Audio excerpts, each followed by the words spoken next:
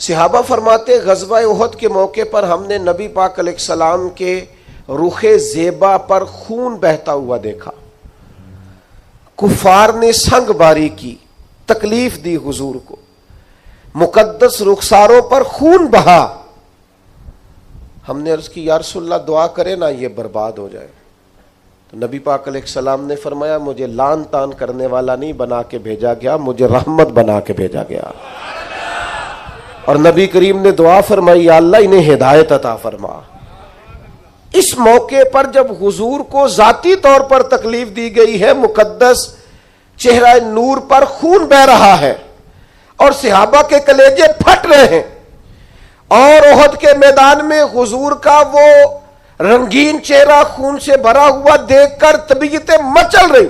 تڑپ کے عرض کی حضور کریں دعا یہ تباہ ہو جائیں. فرمایا نہ بھائی، وہ لان تان کرنے والا نہیں، مجھے تو رحمت بنا کے بھیجا گیا. لیکن میرے عزیزو، غزوہ خندق کے موقع پر جب دشمنوں سے دفاع کرتے وقت نماز عصر مسلمانوں کی قضا ہوئی تو حضور نے ہاتھ اٹھا کے عرض کیا، کہا اے اللہ ان کے پیٹ آگ سے بھر دے جنہوں نے ہماری نماز عصر لیٹ کی، ہماری نماز لیٹ کر دی، صلاۃ وسطیٰ لیٹ کر دی. ہمیں تیرے حضور جھکنا تھا، ہمیں وہ نماز پڑھنی تھی جو بڑی قیمتی ہے، نماز عصر. انہوں نے ہماری نماز لیٹ کر دی، ان کے پیٹ آگ سے بھر دے. حضور کا سارا چہرہ لہو سے بھرا ہے، پر ذات کے لیے دعا نہیں کی کہ یہ تباہ ہو جائیں، پر ایک نماز لیٹ ہو گئی. صحابہ کی عصر قضا ہوئی تو کریم نے ہاتھ اٹھا کے کہا یا اللہ بھر ان کے پیٹ آگ سے. او سنگیو، آؤ یارو اپنا اخلاق تو دیکھیں. میری بھی فجر قضا ہے، میرے پتر کی بھی قضا ہے، میری جوان بیٹی بھی جم کے سو رہی، کبھی ماتھے پر شکن تک نہیں آئی. لیکن میری روٹی لیٹ ہو جاتی ہے تو میں سارا گھر سر پہ اٹھا لیتا ہوں، زمین آسمان ایک کر دیتا ہوں.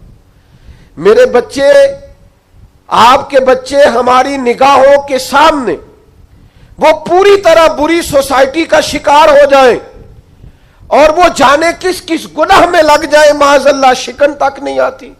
لیکن میرے کپڑے وقت پر استری نہیں ہوئے، مجھے ٹائم پر فلاں چیز نہیں دی گئی، آسمان سر پہ اٹھا لیا جاتا ہے. حضور نے تو ہمیں یہ اخلاق سکھایا ہے کہ لہو سے تیرا وجود بھی ذات کے لیے بھر دیا جائے تو زبان سے لان تان نہ کرنا، یہ تیرے نبی کا طریقہ ہے. ام ربیہ ایک خاتون تھی، بڑی نیک عورت تھی، بغداد میں رہتی. اللہ تبارک و تعالیٰ نے بڑی دولت عطا فرمائی. ان کی شادی بھی ایک دولت مند سے ہوئی، ایک دولت مند سے شادی ہوئی. فرماتی ہیں کہ میں چھت پہ بیٹھی تھی اپنے شوہر کے ساتھ، وہ دولت مند تو بڑا تھا پر متکبر بھی بڑا تھا. دروازے پہ فقیر مانگنے آیا تو میرا خاوند بالکنی سے جھانک کے کہنے لگا اسے کچھ نہ دینا، اس دکاندار ہے، یہ دنیا دار بنے ہوئے ہیں، جان بوجھ کے مانگتے ہیں. تو میں نے کہا میں تیری دولت سے نہیں دوں گی، میرے میکے سے جو کچھ آیا اس میں سے دینے کی اجازت دینا. اس نے کہا جانا ہی نہیں. تو عورت کہتی ہے اس مانگنے والے کا، اس جو دروازے پہ شخص کھڑا تھا، اس کے مانگنے والے کا جو انداز تھا وہ بتاتا تھا کہ کئی دنوں کا بھوکا ہے. اس جوان کے چہرے پر عجیب بھوک تھی.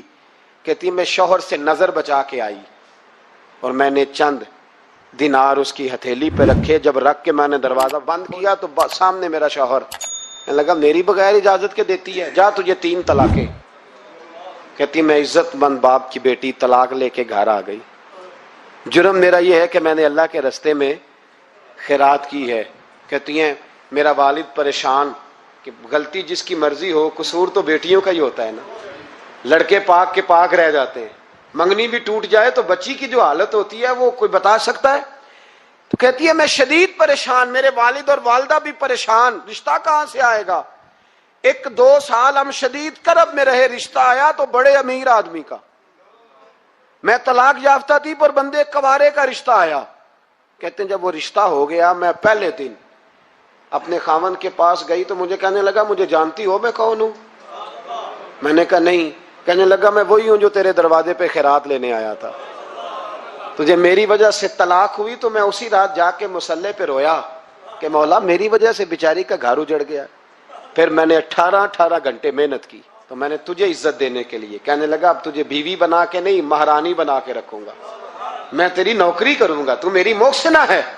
کہتی ہیں 1 سال گزرا, مجھے اللہ نے بیٹا بھی دیا, میں چھت پہ اپنے شوہر کے ساتھ بیٹھی تھی, دروازے پہ مانگنے والا آیا تو میرا شوہر سارے کام خود کرتا تھا. آج جب مانگنے والا آیا تو کہنے لگا جب کوئی مانگنے آیا تو تو نے دینے جانا ہے. کہتی ہے میں دروازے پہ مانگنے والے کو دینے گئی تو میری چیخ نکل گئی, میں دھڑام سے گری, میرا شوہر دوڑا آیا, کیا ہوا؟ کہنے لگی پتہ ہے مانگنے کون آیا؟ یہ وہی ہے جو میرا پرانا شوہر تھا. بے پرواہی ویک سجن دی جتھے کسے دی پیش نہ جاوے, انہیں تاجاں والے در در رولے, تاجاں والے تخت و تاج والے تاجاں والے در در رولے تے منگتیاں تخت بٹھاوے. اوے سجنا کسے نو کارا مل دئی, کوئی کعبےوں خالی آوے. کہتی ہیں ام ربیہ کہ وہ شخص میرے دروازے پہ, میں رونے لگی. دولت کا تکبر کرتے ہیں لوگ. غریب دروازے پہ کھڑا ہے تو کہتے ہیں تم کماتے نہیں, مجھ سے بھیک مانگنے آ جاتے ہو. دولت کا تکبر, خبردار اس تکبر میں مبتلا نہ ہونا. لوگ تو آپ یقین کریں فتوے لیتے پھرتے ہیں, کہتے ہیں ایسے ہی جناب زکوٰۃ تو اس کی بنتی ہے جو ٹیکس نہ دے, زکوٰۃ تو اس کی بنتی ہے جس کے پاس ملازم نہ ہو. تو ایسے مولویوں نے سنو, حضرت موسیٰ کے چچا کا بیٹا تھا قارون, حضرت موسیٰ کی دعا سے دولت ملی, اتنا دولت مند ہو گیا کہ خزانوں کی چابیاں 4 اونٹ اٹھایا کرتے. حضرت موسیٰ نے کہا کہ 1000واں حصہ زکوٰۃ فرض ہوئی ہے. کتنا حصہ؟ 40واں نہیں, 1000واں حصہ. تو زکوٰۃ دے. کہنے لگا دیتا ہوں. گھر جا کے حساب کیا تو پریشان ہو گئے, اتنے پیسے دینے پڑیں گے. پریشان جب آتے ہیں تب نہیں پریشان ہوتے, اتنے آ گئے میرے پاس, دینے پڑے تو کہنے لگا ہو اتنے پیسے. حضرت موسیٰ نے کہا دے. تو کہنے لگا جناب موسیٰ ویسے مہنگا نہیں بڑا آپ نے رکھا خرچہ.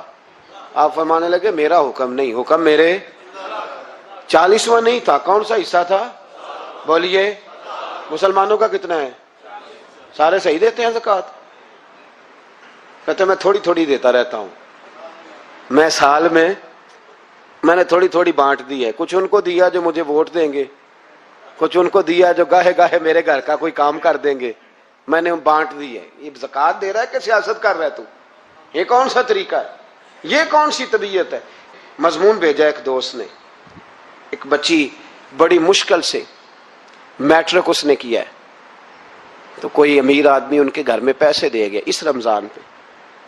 اس رمضان میں حیدرآباد کے قریب کسی گاؤں کی رہنے والی, تو بچی اگلے دن جا کے سارا کچھ ان کے گھر دے آئی ہے, سارا کچھ دے آئی ہے. کیوں؟ کہ وہ بچی کہتی ہے میں یتیم ہوں, میں 1.5 سال کی تھی اور میرا بھائی ابھی پیدا نہیں ہوا تھا جب میرا والد فوت ہو گیا, تو میرے چچا نے دھکے دے کے نکال دیا. میری ماں نے برتن دھو دھو کے ہمیں پالا اور میری ماں نے ہمیں پڑھایا, شدید محنت کی. تو کہتی ہے کل ایک دنیا دار آیا, اس نے کہا میں نے راشن دینا ہے, زبردستی ہمارے گھر آیا, غریبوں کو دینا ہے. کہتی ہے میری ماں نے کبھی ہمارے سامنے دکھ نہیں اپنا کھولا کہ میں بڑی غریب ہوں, میں نے جوانی تمہیں. لیکن کیا عجیب منظر ہے کہ اس نے 1 توڑا دیا راشن کا, تو سویرے جب میری اماں زور کے بعد کام کر کے آئی ہے تو رو رہی تھی. میں نے پوچھا اماں کیا ہوا؟ تو کہنے لگی بیٹے 4 اخباروں میں میری تصویر لگی ہے, 4 اخباروں میں. مجھے کیا پتا اس کے پاس کتنے موبائل تھے, کتنی تصویریں کھینچتا رہا. تو وہاں رکھ کے کہنے لگی چچا ہم نے بڑی راتیں بغیر پنکھے کے گزاری ہیں, کئی دن بغیر روٹی کھائے گزارے, پر ہم نے اپنا پردہ نہیں کھولا. تو ایک کانٹے کا تھیلا دے کے ہمارا پردہ کھول گیا. 4 اخباروں میں رکھ اپنا سامان, اور سویرے اخبار میں یہ خبر بھی ضرور چھپوا دینا کہ وہ واپس کر گئے. یہ خبر بھی سویرے اخبار میں ضرور چھپوا دینا کہ وہ آٹے کا تھیلا وہ واپس کر گئے, یہ خبر چھپوا دینا. پھر وہ بچی اپنی ماں کی عزت کے لیے گئی اور جا کے پریس کلب میں اس نے 4 اخباروں کو کہا کہ میں آٹا واپس کر رہی ہوں, اب تمہاری ذمہ داری ہے کہ تم لوگوں کو بتاؤ کہ وہ تھیلا آٹے کا. شرم نہیں آتی؟ میں اجتماعی شادیوں کی مخالفت کرتا رہتا ہوں. دل کرتا ہے تمہارا کہ تمہاری بیٹی اور تمہارا داماد بٹھایا جائے اسٹیج پہ اور کہا جائے خیرات میں اس کی شادی ہو رہی ہے, اخباروں پہ تصویر آئے, کسی غریب کی بچی کی شادی کر دیا تو بورڈ لگوا دیا 30 اجتماعی شادیاں. وہ تماشا ہے؟ غریبوں کی بیٹیاں تماشا بنانے کے لیے ہیں؟ اگر کسی غریب کی بچی کی خدمت کر دیا تو اس طرح کر جس طرح حسین کے بیٹے امام زین العابدین کیا کرتے. امام زین العابدین، امام حسین کے بیٹے، جب دنیا سو جاتی تو سیدہ کا پوتا اپنے کندھے پر اناج کی تھیلی رکھ کے غریبوں کے دروازوں پہ دستک دینے پہنچ جاتا. غریب باہر نکل کے پوچھتے نام کیا ہے؟ کہنے لگے میرا نام نہ پوچھو، میری تو میرا دادا ڈیوٹی لگا گیا، میری تو میرا ابا ڈیوٹی لگا گیا، یہ تمہیں تمہارے حصے کا راشن ہے، اسے قبول کر لو. یہ ان لوگوں کا طریقہ تھا.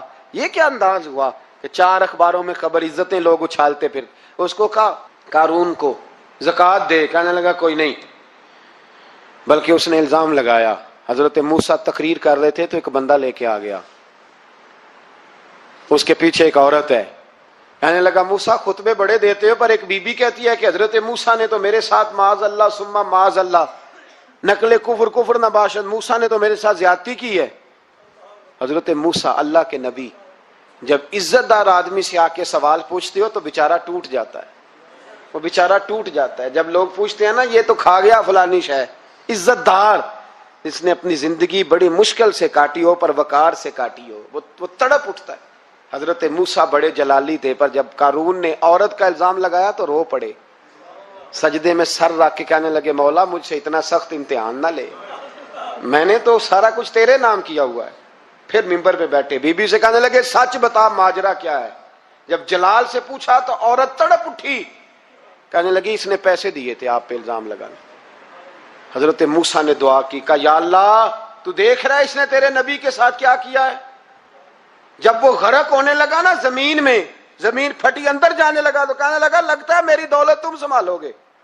تو حضرت موسیٰ نے کہا اس کے خزانے بھی ساتھ ہی رکھو.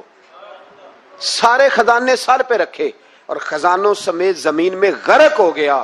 علم پڑے دا مان نہ کریے مت آکھی میں پڑھیا، او جبار کہار کہاوے متے روڑ دیوی دودھ کڑے. تو دولتوں سمیت لوگ غرق ہو گئے. کدھر گیا ان کا مال، کدھر گیا؟ اورنگزیب عالمگیر جانے لگے تو بیٹے سے کہنے لگے میرے ہاتھ نہ کفن سے باہر نکالنا، جنازہ اٹھے تو میرے ہاتھ لٹکنے چاہیے. لوگوں نے کہا کیوں؟ کہنے لگے میں لوگوں کو بتانا چاہتا ہوں تھا میں بادشاہ پر خالی ہاتھ جا رہا ہوں. کفن کو جیب ہوتی ہے تو کس کے لیے پیسے جمع کر رہے ہو؟ قبروں میں بینک ہوتے ہیں، کس کے لیے گن کے سوتے ہو رات کو؟ کس کے لیے؟ کل من علیہا، ہر چیز فنا ہوگی. نماز پڑھتا ہوں تو میرے رزق میں برکت بھی ہونی چاہیے. بھائی نہ برکت ہوگی تو نہیں پڑھو گے. سوال ہے میں اب نیک کام کرتا ہوں تو لوگ میری عزت بھی کریں، تو اگر لوگ عزت نہیں کریں گے تو نیک کام چھوڑ جائیں گے. یہ شرطیں ہم نے لگائی ہیں، اس لیے ہم کئی دفعہ محبت نہیں کر رہے ہوتے، تجارت کر رہے ہوتے ہیں. تجارت، اور تجارت ٹھیک ہے، پھر اگر آپ کسی کے ساتھ تجارت کر رہے ہیں تو سامنے والا بھی تجارت ہی کر رہا ہے. پھر سودا بیچ لو، سودا خرید لو، سودا خرید لو، سودا بیچ لو، یہی کچھ ہوگا. حضرت ابوبکر صدیق رضی اللہ تعالیٰ عنہ نے غیر مشروط محبت کی، غیر مشروط، یعنی جو حضور نے کہہ دیا انہوں نے کہا حضور بالکل ہی ٹھیک ہے. جو سرکار دو عالم صلی اللہ تعالی علیہ وسلم نے فرما دیا کہ حضور آپ جو کہیں گے ہو جائے گا. کوئی لیتا نہیں، کوئی لالا نہیں، کوئی اگر نہیں، کوئی مگر نہیں، کوئی ایسے کیسے، بس جو فرما دیا ٹھیک ہے، جیسے کر دیا ٹھیک ہے، جس انداز میں بات کر دی ٹھیک ہے. حضور نے کہا کہ جہاد پہ چلنا ہے چلتے ہیں.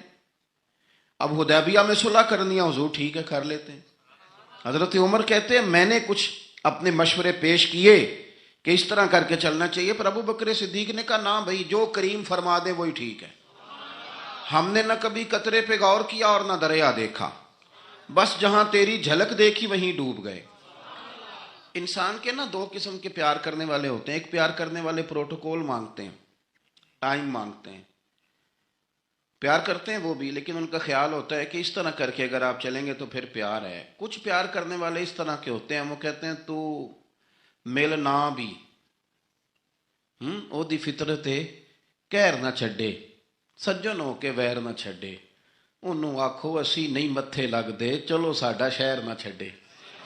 کچھ لوگ ایسے ہوتے ہیں کہتے ہیں مل نہ بھی یار کوئی عرض نہیں، لیکن اس طرح کر کہ پیار تیرے ساتھ قائم رہے گا. تو سلام لے پھر بھی تیری مرضی، رخ پھیر کے گزر جا پھر بھی تیری.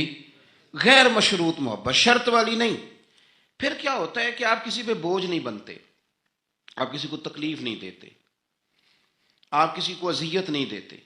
لیکن اگر آپ بوجھ بنیں گے، آپ اپنا آپ بتائیں گے، اپنا آپ دکھائیں گے، اپنا آپ مسلط کریں گے، محبت کمزور ہو جائے گی. نبی پاک صلی اللہ تعالی علیہ وسلم کی نا آپ کو 20 حدیثیں ملیں گی جناب صدیق اکبر رضی اللہ تعالیٰ عنہ کی شان میں. اور ظاہر ہے جو پڑھنے والا ہے جتنا زیادہ مطالعہ رکھتا ہے اتنی زیادہ چیزیں ملیں گی. میں کھڑا ہو جاتا ہوں نا جو حدیث پڑھ کے، اور جو میری بڑی تربیت کرتی ہے، اور میں سمجھتا ہوں کہ یہ جو انفرادی زندگی ہے نا ان کی، یہ جو انوکھا رنگ ہے، یہ بڑا نرالا ہے. حدیث پاک سنیے گا اور اس کے پہلوؤں پر غور فرمائیے گا. نبی پاک صلی اللہ تعالی علیہ وسلم فرماتے ہیں میرے پاس جس کا بھی مال آیا نا میں نے امانت سمجھ کے خرچ کیا ہے. مال غنیمت بھی آیا ہے، حضرت عثمان غنی نے بھی مال دیا، جناب عبد الرحمن ابن عوف نے بھی مال دیا. جس بندے کا بھی مال آیا ہے نا میں نے امانت سمجھ کے خرچ کیا ہے. کیا لفظ ہیں، کیا حسن ہے، کیا تاثیر ہے، کیا اپنائیت ہے. حضور فرماتے ہیں جس کا مال آیا تو لوگوں میں نے امانت سمجھ کے خرچ کیا، پر جب ابو بکر کے پیسے آئے نا میں نے اپنے سمجھ کے خرچ کیے. یہ اپنے ہیں، ان کا کوئی مسئلہ نہیں. میں نے کہا کہ میں یہ نہیں کہتا کہ یہ سب سے بڑی فضیلت کی حدیث ہے، علماء کی اپنی اپنی رائے ہے. جو حدیث پاک پڑھنے والے لوگ ہیں طلباء اساتذہ ان کی اپنی. میری یہ رائے ہے کہ یہ جو جملہ ہے نا یہ والا، یعنی جس کے مال کوئی بندہ اپنا مال کہہ لے. دیکھیں نا کچھ جگہوں پہ آپ پوچھتے ہیں کہتے ہیں یار یہ ذرا ضرورت ہے مہربانی کر، اور کچھ پیسے ایسے ہوتے ہیں آپ اٹھا لیتے ہیں کہتے ہیں انہیں کچھ بھی نہیں کہنا. یہ حد ہے اپنائیت کی. حضرت صدیق اکبر کے بارے میں میرے کریم نے فرمایا کہ میں نے جب اس کے پیسے آئے ہیں نا تو مجھے یوں لگا یہ اس کے نہیں، یہ میرے ہیں. میں نے اپنے سمجھ کے نا، اللہ کرے میں آپ کو سمجھا سکوں بات، جس کی چیزیں مدینے والے کی اپنی چیزیں کہلائیں، جس کی چیزیں حضور کی اپنی چیزیں کہلائیں. اب بات کو سمجھیں. حضرت ابو بکر صدیق نے غیر مشروط محبت کی، لا محدود وفاداری کی، بغیر حیل و حجت کے پیار کیا. صبح شامیں دوپہر ہر چیز کریم کے نام کر دی. حضرت ابو بکر صدیق رضی اللہ تعالیٰ عنہ مالدار بھی تھے، سمجھدار بھی تھے، تاجر بھی تھے.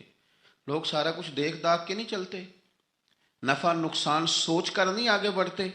لیکن حضرت صدیق اکبر نے تو کوئی چیز دیکھی نہیں، کوئی چیز نہیں دیکھی. اور لوگ اس وقت آتے ہیں جب رش بڑھ جاتا ہے، شہرت عام ہو جاتی. جب لوگ دیکھتے ہیں نا کہ اب یہاں شہد بہت زیادہ ہے تو مکھیاں پھر جوش مارتی ہیں کہ پہنچنا چاہیے. لیکن جناب صدیق اکبر تو اس وقت آئے جب مار کھانے کے دن تھے، اس وقت آئے جب بڑی اذیتیں مسلمانوں کو دی جاتی تھی. اپنا مال، اپنے بچے، اپنا قبیلہ، اپنی بیٹیاں، اپنا سارا گھر، اپنا سارا خاندان، ہر چیز لا کے کریم محبوب کے قدموں میں رکھ دی. اور پھر یہ کہ حضور کی خدمت کی اس انداز میں کوئی زیادہ فرق نہیں ہے.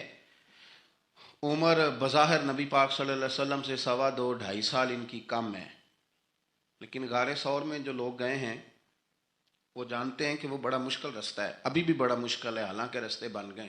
چلیں ایک بات اور بھی کہہ لیتے ہیں، تجربے کی ہے کہ حالانکہ رستے بن گئے، حالانکہ اس کے لیے بڑے بڑے چندے بھی اکٹھے ہو گئے ہیں، بڑے بڑے چندے. جتنی دفعہ مجھے کچھ موقع ملا ہے تو میں نے تو یہی دیکھا ہے جی رستہ بن رہا ہے، آ جائیں ذرا آپ بھی اس میں شامل ہو جائیں. چندے والا معاملہ بھی بڑا سپر ہے، کس کس انداز میں لوگ جمع کرتے ہیں.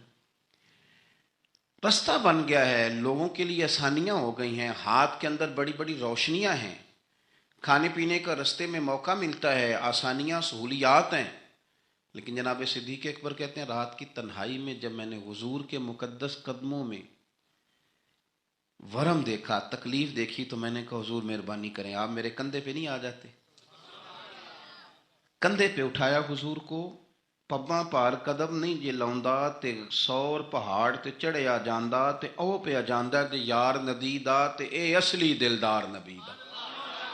کندھوں پہ بٹھا کے نا حضور کو تو غار میں لے گئے. اب ایک اور بات بھی ذرا سمجھنا، وہاں جا کے نا تو حضور کو بٹھا لیا، کہنے لگے حضور آپ ذرا ٹھہرے، میں اندر دیکھتا ہوں کوئی چیز ہو نا، کبھی میں پہلے صفائی کر لوں، کوئی چیز تکلیف دینے والی ہو تو مجھے تکلیف دے. پہلے اندر گئے، صفائی کی، جھاڑ پونچھ کی، پھر حضور کو بلایا. ہمارے علماء نے یہاں ایک نقطہ لکھا ہے، وہ کہتے ہیں غار ثور میں پہلے جناب صدیق اکبر گئے، پھر حضور گئے.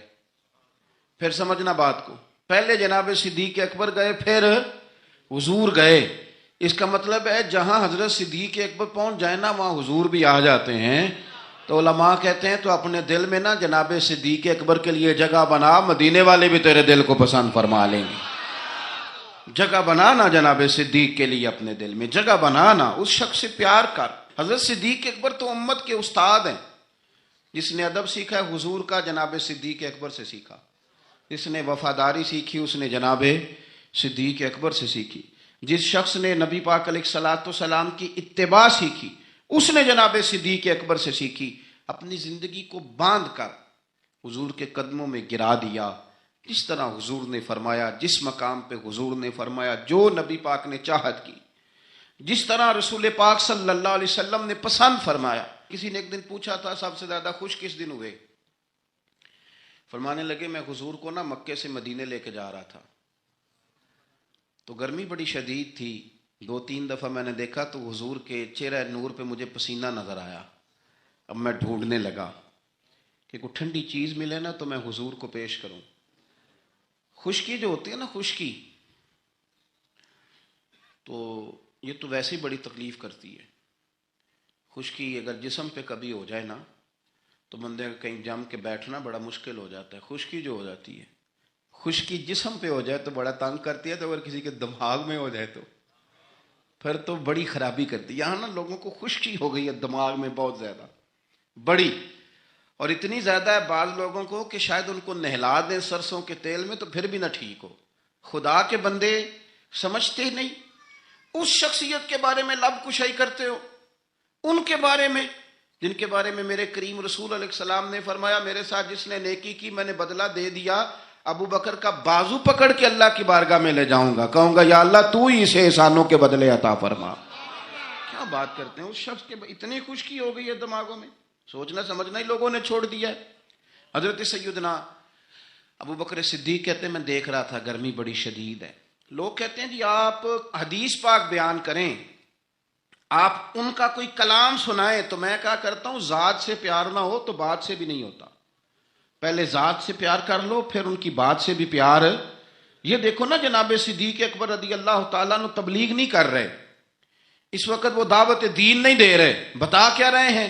کہ تم بار بار چہرہ دیکھتا تو حضور سید عالم صلی اللہ تعالیٰ علیہ وسلم کو نا پسینہ مبارک آ رہا تھا تو میں کوئی چھاؤں ڈھونڈنے لگا. ایک جگہ میں نے دیکھا ایک ڈھلان ہے پہاڑ کی، اس کے نیچے کچھ جگہ تھی، میں نے جا کے جلدی سے صاف کی.